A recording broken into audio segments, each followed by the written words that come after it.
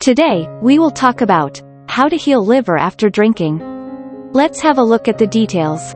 Approximately 1 in 3 heavy drinkers develop liver damage. When the liver breaks down alcohol, the process produces substances that damage the liver. If this continues, eventually scarring develops in the liver, called cirrhosis. If cirrhosis has not yet started, the liver can still heal if you stop drinking alcohol and treat any malnutrition that you might have. Many people make great strides toward healing in just a few months. The first step is recognizing the symptoms and getting help. Identify common early symptoms. If you are still in the early phases, you might not have symptoms. But as the disease progresses, your symptoms will get worse. Look out for symptoms that suggest that liver damage is becoming more advanced. Jaundice or yellow color in the skin and eyes, fluid pooling in your legs and abdomen, fever, itchiness, weight loss, hair loss, vomiting blood or passing bloody stool, personality changes, memory problems, insomnia, numbness in your legs or feet, abdominal distension, fatigue. If you have these symptoms, it is crucial to stop drinking and get medical help to start reversing the damage. Quit drinking. Your liver will not heal unless you stop drinking. Your doctor can help you make a plan that will fit your needs. The second step is treating malnutrition and promoting liver regeneration. See a dietitian or a nutritionist. A professional can help you come up with a plan that will improve your health and take your medical history and allergies into account. Eat a high-energy diet. The damage to your liver may mean that it isn't able to store energy efficiently.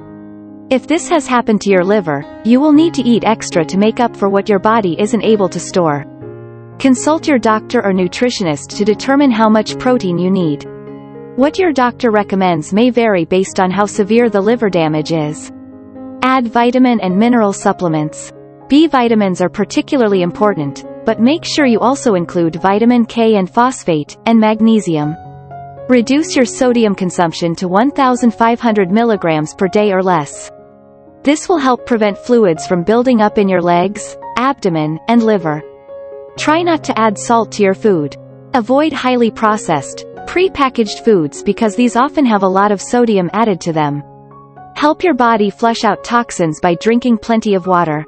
The amount of water that you need will vary with your body size, activity levels, and the climate in which you live. At a minimum, drink 8 Oz glasses each day. If you urinate infrequently or pass cloudy or dark-colored urine, then you are probably not drinking enough water. Increase your appetite with moderate exercise. Exercise will help improve both your physical and mental well-being. Ask your doctor how much exercise is right for you. And, the third step is treating liver inflammation with medication. Use only medications approved by your doctor. This includes herbal remedies, supplements, and over-the-counter medications. Your doctor will be able to advise you on whether your liver will be able to handle the demands of processing that medication. Ask your doctor about using corticosteroids to reduce inflammation. If your liver is badly damaged, these drugs may be beneficial.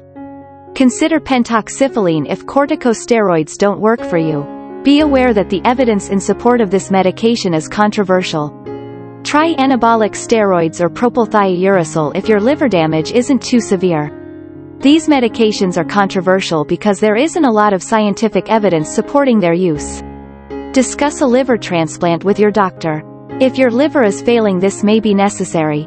In order to receive a liver, you will need to have stopped drinking, be in good enough health to survive the operation, and agree to abstain from alcohol for the rest of your life.